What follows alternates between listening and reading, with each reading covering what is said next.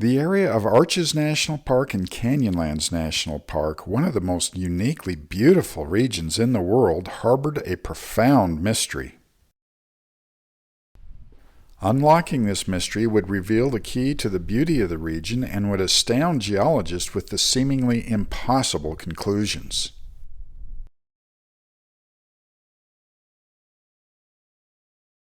This valley and several others like it in the region have provided geologists with some of the most difficult puzzles in the geologic world to solve. In fact, breakthroughs in understanding these valleys have continued well into the 2000s. But our geologic adventure in this video isn't just about these rare, puzzling valleys.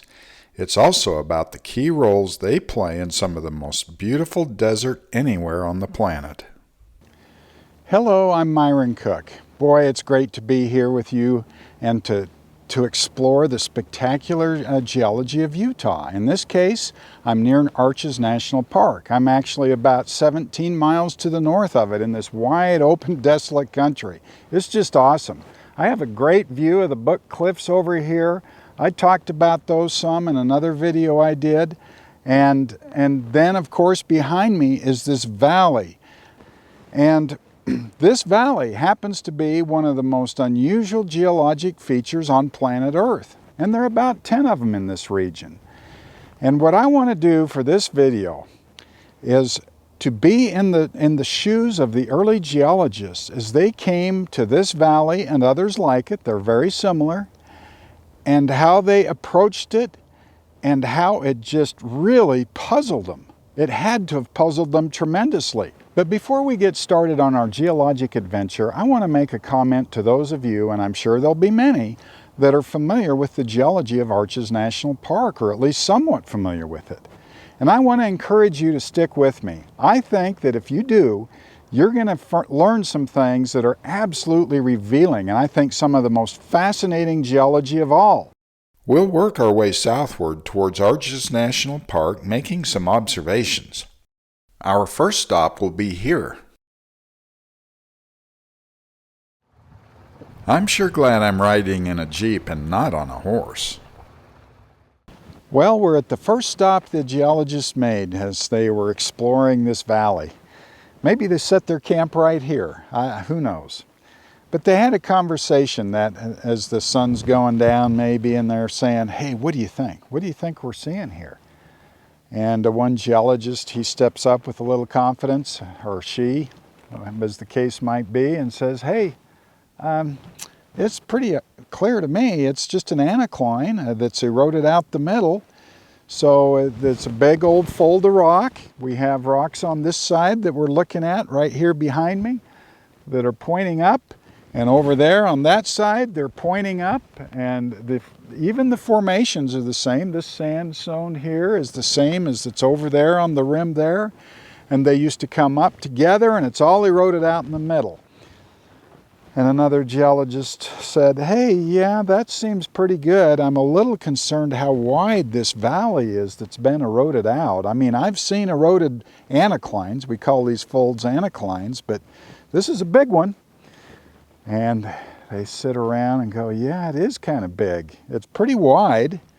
And the ones I've seen are never quite like this. It just feels a little off to me. And another geologist said, well, you know, I rode my horse about another mile up before I came back here, and I could see down there a ways. Of course, they didn't have the drone we have. And he says, this valley looks like it goes a long ways.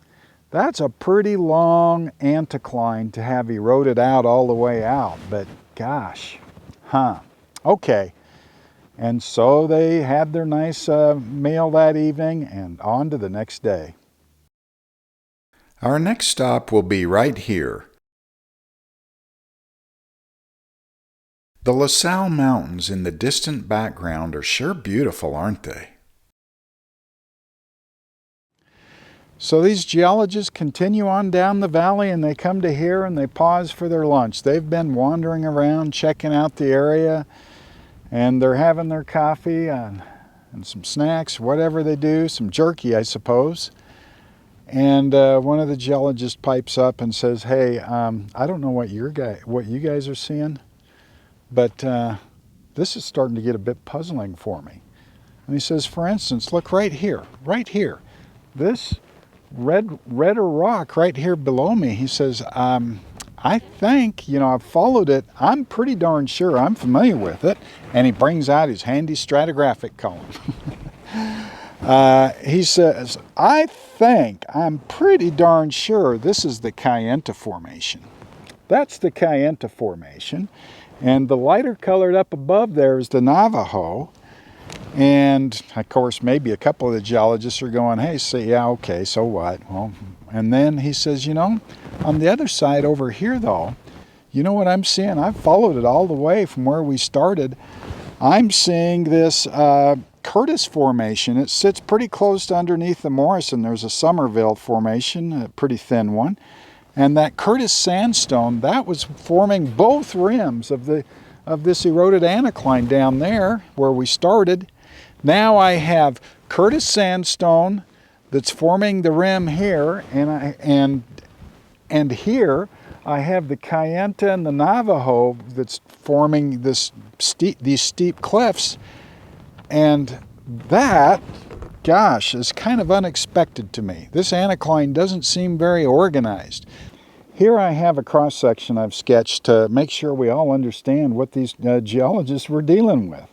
It's a cross-sectional view, so I guess I better put my little tree here. I didn't know it would become so popular, the tree. I know a lot of you look for that, to have the tree. Okay, so we're looking sideways. Now, what do I mean by a disorganized anticline? In this case, we have these layers of rock that are rising and bent. An anticline from great tremendous pressure, squeezing pressure that we're all familiar with to form anticlines. And it's broken up in the middle, more easily eroded. This is how eroded anticlines form. And it's organized, meaning that this rim over here, this sandstone, the Curtis sandstone that we mentioned, forms the rim on both sides here. And if you go elsewhere in the anticline and it has, say, some other older rock or something on the rim, it'll be the same on the other side. It's symmetrical.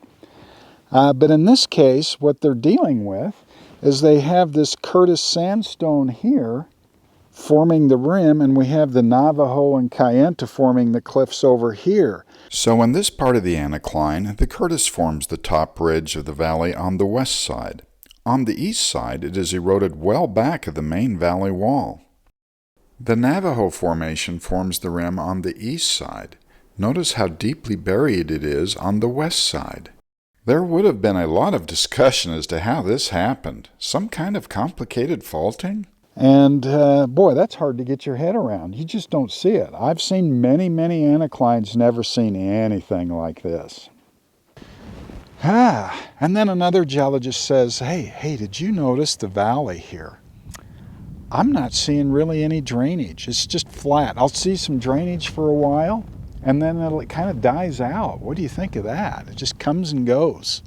The main drainage seen is on the north end of the valley in this area, but notice how it kind of cuts across the valley. There's very modest drainage in the center of the valley, and as you go further north, there's almost none. Wouldn't we expect to see well-formed drainage, a creek, a river, or something that was carrying out all this material out of this anticline? Boy, this is fun. I'm envious of these early old geologists, unraveling these mysteries. They could have never known that they were dealing with one of the most phenomenally unusual features on planet Earth. And to sort all that out, oh boy, that would have been a fun challenge. Storms are approaching, and we need to get moving to our next stop near the border of Arches National Park. We'll be stopping here. There were yet other problems these early geologists encountered. And I'm sure this created a lively discussion, and that's what's right behind me, just inside of the national park boundary. We have layers on the west side of this valley that are dipping down into the valley. This is completely unexpected from a normal anticline. And they thought about that a lot. In fact, they saw several examples of this along the valley. This is just a great example, I think. And what they observed on the edges were sometimes layers that were dipping, rolling down into the valley. Boy, this would have created some confusion. And in addition, they saw rock scattered around within the valley, forming sometimes small hills, or even next to the edges, very old rock. I was going to stop at an outcrop and show it to you, but someone started shooting a gun nearby, and I decided I better skedaddle out of there. I just took a quick photo of that Pennsylvanian Honaker Trail formation. And that's what they observed in here, which should be like 4,000 or 5,000 feet down underground here, and here it is up there. This really is quite a puzzle. Lots of fun to unravel and learn together. And we need to gather more information. I mean, that seems to always be the case when we're trying to unravel mysterious things.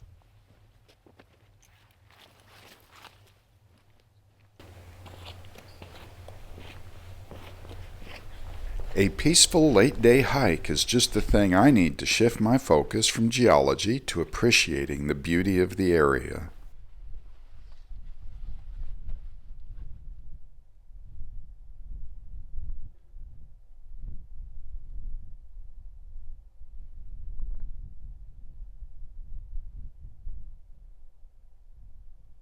As I mentioned, there are several of these unusual valleys. Here are 6 of the larger ones.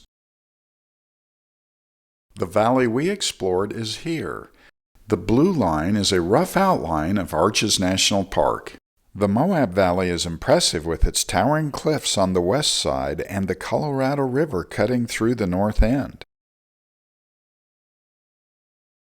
Castle Valley is known for its beauty and spectacular cliffs. The small mountain in the center of this valley isn't part of our story. It's a volcanic plug associated with the La Salle Mountains. The Paradox Valley is the biggest of all, at 30 miles long and 3 miles wide. We'll be visiting these 2 valleys shortly. As early geologists continued their investigation in this beautiful country, they repeatedly encountered outcrops similar to this one near the entrance of Arches National Park showing faulted rock. This had to give them some consternation. It just didn't fit with their model of an eroded anticline. Let me explain. This simple sketch of rock layers has a fault in the rock with no movement on it yet. With compressional forces squeezing the rock, it forces this side up the slope of the fault. This is known as reverse faulting. And under extensional forces, this side slides down the slope of the fault. This is known as normal faulting. Great compressional forces form folds, and therefore you have reverse faults, as shown here. Examining the outcrop, we see that these are normal faults. The purple layer and other layers have slid down the slope of the fault. The thin yellow line is a secondary fault which merges into the major fault. They're common. There's sure a lot of faults in here, aren't there? Here's another nice example of a normal fault they would have seen. This formation of rock slid down the slope of the fault. It's normally on top of this thick sandstone sequence. And here we see it in its normal position. Did they have a problem on their hands? They see a simple, rather straightforward anticline or fold, and yet all the faults they see are normal faults, the exact opposite of what you would expect. They must have tossed around a lot of ideas and had lots of debate trying to figure out how to explain the observations that they were making. It's time to make a long drive, about 100 miles in fact, to the southern end of this valley. The drive there took me down into the amazing Paradox Valley. What a desolate and beautiful place. Driving down the valley, I noticed these interesting low hills on the valley floor. They have a distinctive look to them.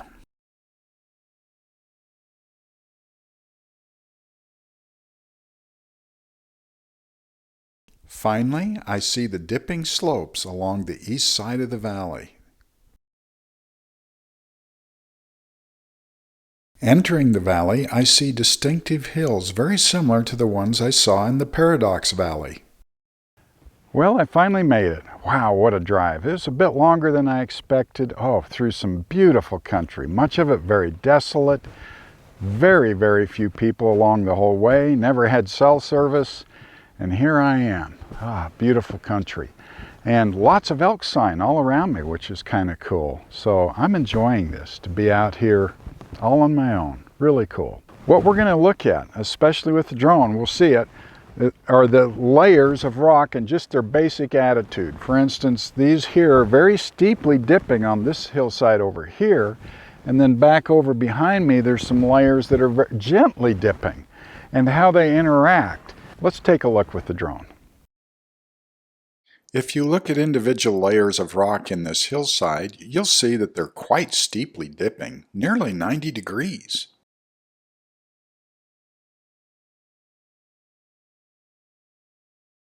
In this area, we see that the rock formations are not dipping as steeply. They're at about 60 degrees. Notice the layer in the background that's dipping at about 12 degrees that sits on top of these layers. It's been eroded away in the foreground, but it sits on top of them. The contact represented by the blue line is known as an angular unconformity, and this is a beautiful example of one. There's sure a lot to unravel here. Rising up from the outcrops we just evaluated, we see that we're on the west side of this great valley. Let's look at this area using Google Earth to get another perspective on the area's geology. Where would you draw the unconformity? I think it's right here. We see the sequence of steeply dipping rocks going underneath the unconformity, and above it we see a sequence of less steeply dipping rocks.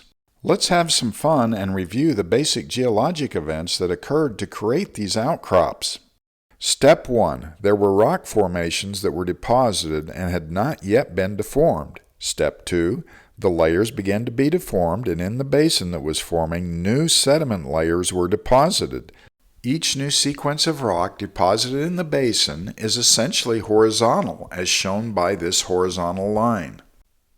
This horizontal rock formation will, of course, warp down as the basin continues to form. Step 3. Subsidence of the basin and uplift of the adjacent highlands is now well developed. The basin has received much sediment. Let's focus on this side of the basin and think about it a little differently and build the outcrop we observe. This heavy black line represents the side of the basin before it starts to subside. As subsidence occurs, the basin side tilts and a wedge of sediment is deposited. This process continues, subsidence with its corresponding tilt and deposit. Tilt, deposit, tilt, deposit. I've colored in this great wedge of sediment as yellow. These sediments are known as syntectonic because they formed during the formation of the basin. A big change, erosion starts, cutting down into the wedge of sediment. Another big change, new deposition occurred over the top of the erosional surface, forming an angular unconformity. Subsidence continued, rotating everything yet again. And now, finally, we see the relationships observed in the outcrops. Gently dipping rock formations overlying steeply dipping rock formations and an angular unconformity in between them. There was much more that occurred after this sequence, but I won't get into that. Those are some pretty amazing outcrops, aren't they? Wow. And what a puzzle. And how these early geologists would have tried to understand it, and even geologists much, much later. Wow. And then to try to fit it together with all the other observations, it was just rather overwhelming. It had to have been, to understand these valleys. And there's one other place that we need to go, and I think it's going to finally help us have that moment, to have the moment where we start to understand, make a huge jump. There'll be some others, but make a huge jump as to our understanding of the formation of these amazing valleys. The next morning, I was greeted with this beautiful, quiet snowfall at camp. I decided to take it easy for the day.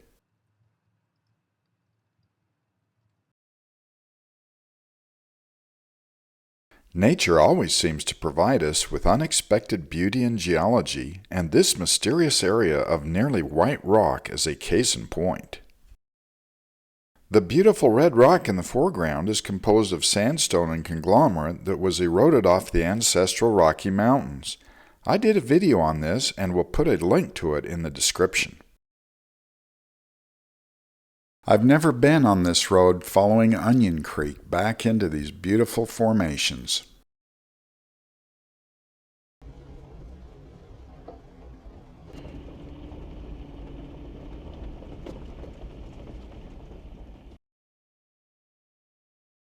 My mind tries to imagine giant alluvial fans building these deposits some 300 million years ago, and then all the history thereafter to create this marvelous landscape.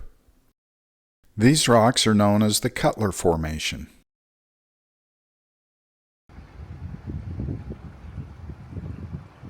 I finally arrive at the light-colored formation. It's sure a big change from what I was driving through. It looks complicated and unorganized to me. I've never been in outcrops like this, so it has my full attention.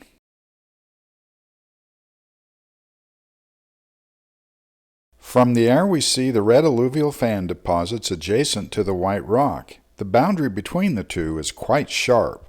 The anomaly is relatively small at about 3/4 of a mile wide by 2 miles long.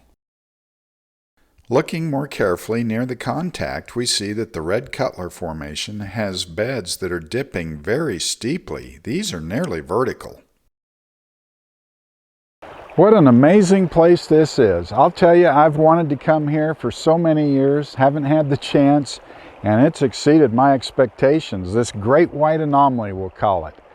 And I wanted to start right at the edge of the feature here. The red rock around here, the country rock over here is just next to me. And we're seeing some thinly bedded material that here is nearly vertical, and in other places it looks like it's all bent and deformed. And it tends to have some really dark colors in it, alternating with lighter colors. And so we want to take a closer look at that and figure out what it is. Well, I have me a reasonably good place here. It's kind of covered with material coming down, weathering down from above. There's a better place over there that I looked at earlier, but it's right. I'd have to stand in the creek to show it to you, so I don't think I want to do that. But here we are. I'll start digging in particularly these darker layers. You come in, it's pretty soft, relatively soft. Oh yeah. And then you have some harder, whiter layers that I'll get into more here later. But yeah, I'll show this to you. Drop my hammer here. It's a dark colored shale, meaning it's an organic shale. And this makes me think, well, where is it from? Where did it come from? It doesn't seem to fit in the stratigraphy here, in the layers of rock. Why do we have it here? Interesting to think about. Although interesting, these organic shales make up a very small percentage of this anomaly. Now to the big question, the fun one. What is this light-colored material that forms this great anomaly, this spectacular area here? Oh, just amazing. Well, if you get to a fresh surface, it's actually almost white. In fact, it can be white. So I hope that helps you in your thinking about this. I came here because these couple boulders fell off the steep hillside here, and they're kind of fresh. So I thought this would be handy. And if I took my rock hammer here and I broke off a piece, and let me show you something about this. If we can stay in focus, that can be kind of tricky at times. I can take the tip of my rock hammer here, and I can sit here and scrape it very easily. In fact, I can scrape it with my finger now. You can't see that too well, but it's quite soft. Although it weathers out in relief, it's resistant to erosion in the desert country. If it's in an area where there's a lot of rain or a lot more rain, it actually weathers quite quickly. And you've got it. It's gypsum. Or some cases it can be anhydrite, although at the surface anhydrite always kind of turns to gypsum because gypsum is just anhydrite with water in the structure. Calcium sulfate with a little water. Gypsum. And we're familiar with gypsum, aren't we? We use it in wall boards and making our homes. It used to be back in the day, they used it to make casts for broken arms and legs and other things. So an important material. But that's what this is. And you have to wonder, as you look at all this, why is all this gypsum here? And by the way, before I forget, this weathering look that you see, this texture, this kind of rough, rugged texture, it's hard to see any details in it. This is what gypsum very typically looks like in the desert. But back to the big question. Why do we have so much gypsum around here in this isolated area? You think about it and you think about how gypsum forms, and some of you know how it forms. You've listened to some of my other videos and have learned that it forms in hot, arid coastal environments like the modern Persian Gulf on these sabkhas and playas out there. Okay, yeah. But why in such an isolated area? And you know, it turns out that gypsum can form in another very special way. And that happens to be the way it forms here. So this is very unusual indeed. It turns out that gypsum, this gypsum here, forms a caprock on top of great salt diapirs. These giant plumes of salt that come up, pushing up through all the layers of rock, or so it seems. It's not quite that simple. We're coming to that. Salt tectonics. It's fascinating. But at any rate, the salt is there, seemingly rising up, interacting with groundwaters, and these chemical processes, along with sulfate-reducing bacteria, cause gypsum to precipitate, and later a limestone. And it's often, these bacteria are often associated with hydrocarbons. And there you go. You form this caprock. So this gypsum is actually the top of a great blob of salt that seemingly pierced its way up through all the rock layers. Incredible. Now we know why these layers are dipping so steeply. The salt deformed it. So this salt, that is the key to everything in this whole region. It's the key to everything we've seen. But what about the long valleys we've explored? They don't have the shape of a diapir. The first valley we visited, leading to Arches National Park, is named Salt Valley. It didn't take geologists too long to determine that not too deep underground the valley floor, salt was present. This valley is named Gypsum Valley for obvious reasons.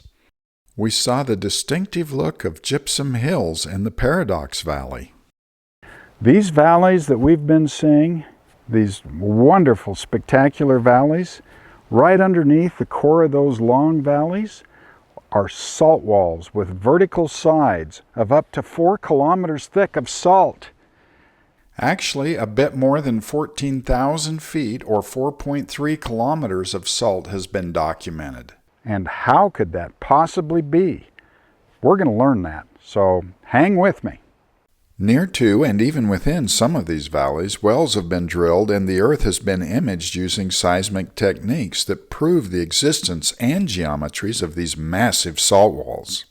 As an example, a well was placed right in the middle of the Paradox Valley and drilled through some 14,000 feet of salt on its way to a deeper target. As I drove down the Paradox Valley, I tried to imagine the great wall of salt I was driving on top of. I tried to visualize salt going down into the ground nearly 3 times deeper than the Grand Canyon. I don't think I was able to fully comprehend it, and I still don't. Let's look at a geologic cross-section across the relatively modest Gypsum Valley. The salt wall is about 2.2 miles wide and 2 miles thick. Notice how the rock formations have been upturned to steep angles along the salt wall. It seems that this deformation occurred as the salt forcefully pushed its way up. It's very similar to what we see with salt diapirs. Leaving Onion Creek and enjoying the beauty around me, I'm mesmerized by what I've just observed, and I know there's more, a lot more. As you'll recall, I mentioned that many of you, or at least some of you, will be familiar with salt and its involvement at Arches National Park. It might be a basic knowledge. Some of you could have an in-depth knowledge of this salt and how it affects the park. And I made a promise, and boy, do I hope I can deliver on this, when I said, hey, those of you that know about this, stick with me here, because I believe that you will be enlightened, and it'll be astounding what you learn about the processes of salt tectonics. That's what we call this whole process, salt tectonics, as salt moves around. And I want to start this off, this whole thought process, with my whiteboard. Let's turn to this sketch here. It's a cross-sectional view. The red with the check marks, that's salt. So we have a salt cord anticline, a simple fold with like so. Question: could this fold form, this anticline, without compression? You know, when we think of anticlines and the earth being folded like these layers are folded, we think of compression. Lots of compression, tremendous compressional forces. I'm asking you, could this happen without that? Number two. Now we come over to a sketch that this is the foundational sketch of salt tectonics for many decades. And of course, geologists, well, they said the obvious, really. The salt pushed up, it's less dense, so kind of like a buoyant situation, like a big bubble almost, just pushed up through all this rock, tipping the layers, pushing its way right up through to the surface. Historically, geologists have often called features like this piercement structures. That seems rather obvious, but it turns out it's not so easy. Question: could this have happened without the salt pushing up through the rock? Well, that's a good one, and it's something to think about, and we'll circle back to this after a bit.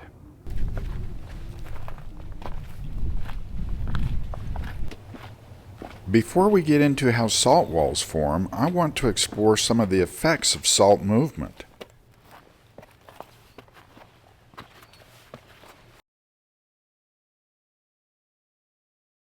I'm hiking along this rim of the Salt Valley, the north end.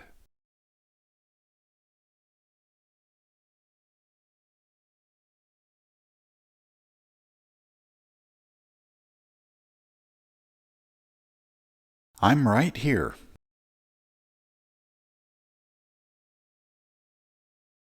Fascinating fracture patterns, aren't they? And the weathering along the cracks makes for interesting and fun terrain to hike.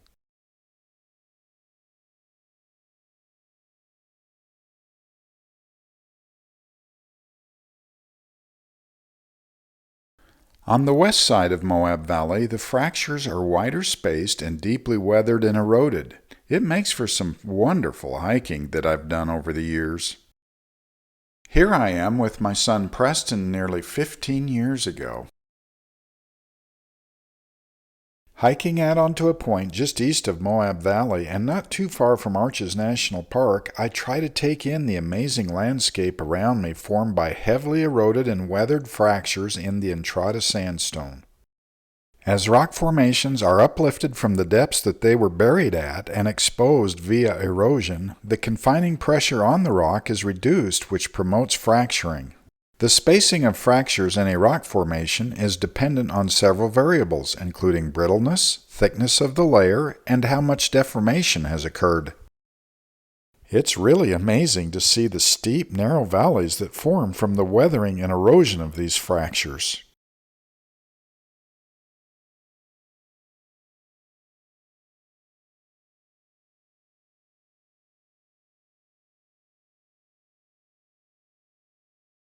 Although fractures are very common everywhere there is brittle rock, these are unique because of their association with salt.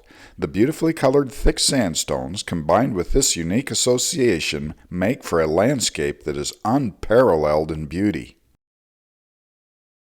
The continued weathering of the fractures develops landscapes with great fins of rock, and these fins are the key ingredient needed for the formation of arches in this region. If you look carefully, you will see the various stages of arch development. In the future, these three alcoves are likely to become beautiful arches.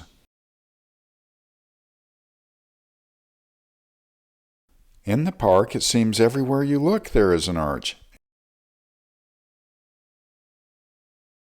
Amazingly, in the relatively small area of Arches National Park, there are over 2,000 documented arches.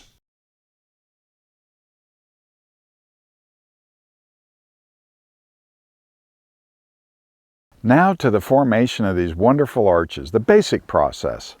I've got a sketch here, kind of a perspective cross-sectional view. It's kind of fancy for me, actually. This is a big fin of sandstone. We've been seeing those, and we know how those are forming. I have my little tree here.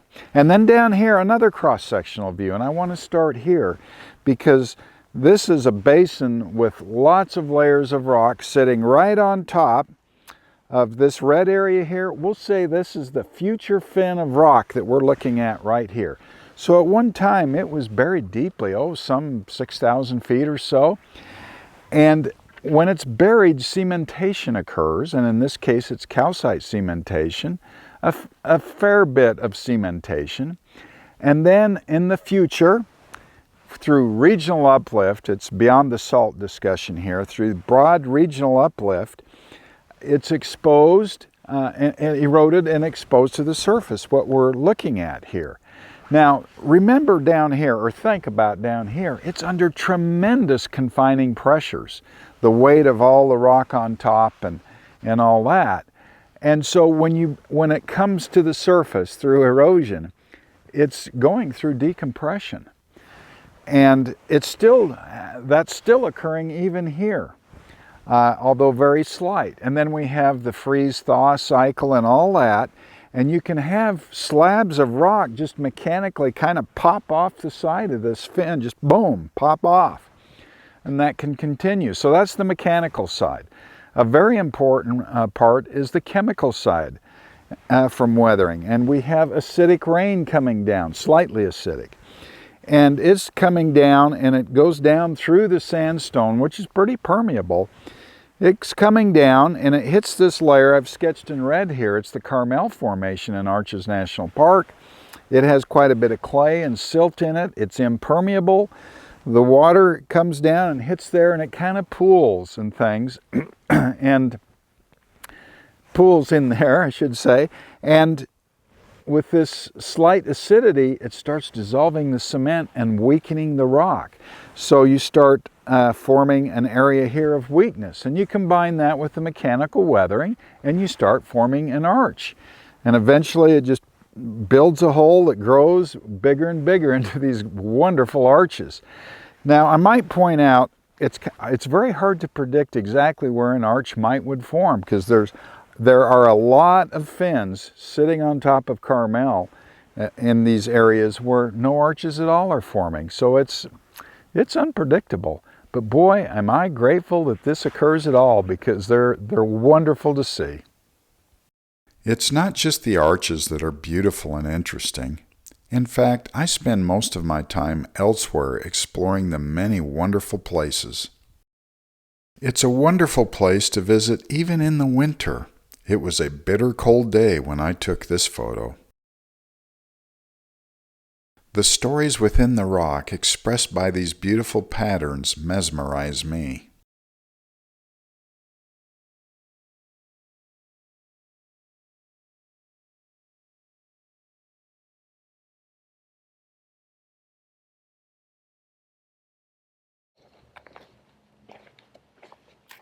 Hiking into yet another pocket of beauty and amazing geology, my thoughts turn to the 70-year mystery and the formation of giant salt walls.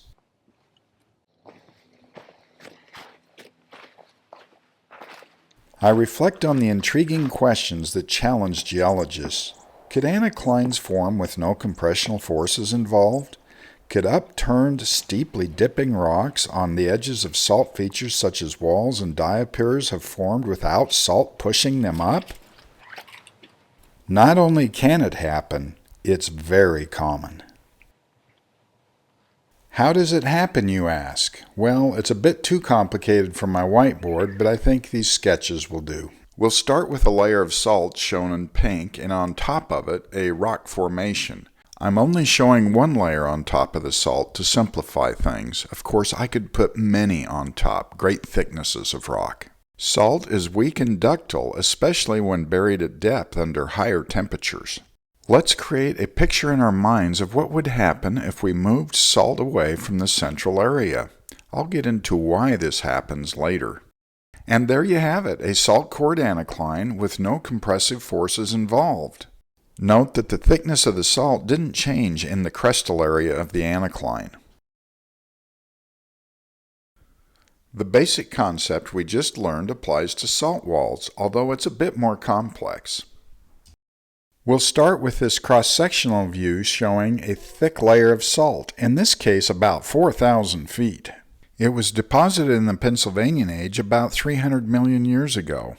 I've put an arrow at the left side of the diagram at the top of the salt for reference. We begin to load the salt with new deposits shown in the brown color here. It's known as the Honaker Trail Formation and is a mixture of sands, shale, and limestone. The weak ductile salt moves away from the loading weight of the sediments towards the central area, which will be the future salt wall. It's thought that the position of these salt walls that are forming is controlled by deep faults that I don't show here. Notice the thin layer of Honaker Trail on top. Continued deposition and loading of the salt occurs, shown by the green here. Erosion has removed the thin veneer of Honaker Trail on top of the wall. Now the salt is completely exposed to the atmosphere. It's being removed as it flows to this area. Also, the caprock of gypsum begins to form. Depositional loading continues, and the salt wall is well developed now. Notice how thin the salt is here on either side of the wall. And also recall that the black arrow shows the original top of the salt. The process continues. Notice that the salt is nearly gone on the sides. In fact, on the right side over here, it is gone. It's completely deflated.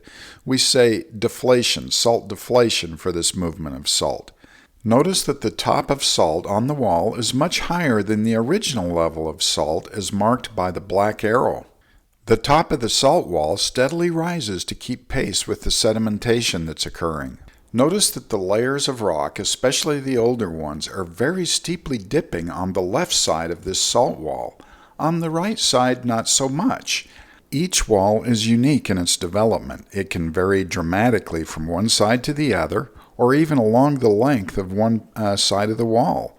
It's just very unpredictable, this salt movement. The process of salt deflation can pause for a while and erosion occurs, and then it can restart again, and that's how we get complications such as angular unconformities. At some point you lose enough salt for the process to stop, and then new rock layers are deposited on top. In the case of the Paradox Basin, where all these salt walls are, the process stopped at about 145 million years ago, but it was variable. At about 10 million years ago, erosion began and continues today. It removed all the layers on top and down in even deeper. Notice that the salt wall is much lower than it once was due to this erosion. This is the basic configuration we see today, a salt-floored valley with a caprock of gypsum on top. As I mentioned, the rock layers adjacent to the salt wall can vary dramatically from wall to wall and even along the wall. For instance, in this sketch, on the left side we see steeply dipping rock formations, similar to what we saw, say, in Gypsum Valley. On the right side we see more gently dipping formations, similar to what we saw, say, on Gypsum Valley or Castle Valley. The dissolution of this salt locally causes the rim of these valleys to collapse into the salt. The fractures we've observed that are so important to our story develop because of the bending of the rock caused by salt movement and dissolution. Similar processes form salt diapirs. They just have a different shape. It's amazing to me to think that when you see these salt diapirs and salt walls and the surrounding layers of rock, you're just absolutely convinced that the salt pushed its way right up through all these rock layers. And then you think of the salt core anticlines, and well, it's obvious. You have these great compressive forces to fold this rock. And yet, over this 70-year investigation, we find out that that's not true at all. In fact, it's kind of opposite. It's a great example for me, or for us actually, to think that, you know, when you encounter puzzling observations, we need to keep our options open as long as absolutely possible, because you just don't know what's coming down the line. Now about all this salt we've been talking about, where did it come from? Well, at a basic level, it seems pretty easy. Seawater is 3.5% by weight salt. We can evaporate seawater and it leaves salt behind. Well, that does happen. It takes, say, 1,000 feet of seawater. If you had a big tub 1,000 feet tall of seawater and you let it evaporate out, you'd have 17 feet of salt. Yeah. Well, wait a minute, Myron. How deep was this sea? Yeah, you said it's 4,000 to 5,000 feet of salt. Can you have a sea that's super deep to evaporate this much seawater? In fact, if you do the math on it, it turns out you need, for 4,000 feet of salt, you need seawater that's 45 miles of seawater. So there you go. Obviously the ocean, the sea there wasn't that deep. So how does it happen? Let me get my paleogeography map, my Ron Blakey map. And here we are with the state of Utah right here, the ancestral Rocky Mountains right here. We're talking at 300 million years ago in the Pennsylvanian. I did a video on the ancestral Rocky Mountains. It's titled something like The Mountain Range That Disappeared and Reappeared Again. You can check that out. I'll put a link to it in the description. But when these mountain ranges were uplifted, it formed a foreland basin. Foreland basins are common adjacent to mountain ranges here. At this low area where the sea came in here. The name of the basin is the Paradox Basin. But it was a restricted seaway. So it was hot and arid, of course, to get our evaporation. But with this restriction, what it really means, I like to think of it this way, is we're sitting here taking water out of this seaway with evaporation. And seawater comes in to keep it supplied. You know, the sea level stays constant here, but we're just keep adding seawater in here in high evaporation rates. And we can't, there's not enough openness, shall we say, for water to circulate here and keep it fresher. So it maintains its hypersalinity, and you're precipitating out salt through a very long period of time in this seaway here. And that's how you get 4,000 to 5,000 feet of salt. Pretty cool. There were periods when the seaway wasn't so restricted, and organic shales that we observed were deposited. What an amazing area this is, this whole region. Astoundingly beautiful.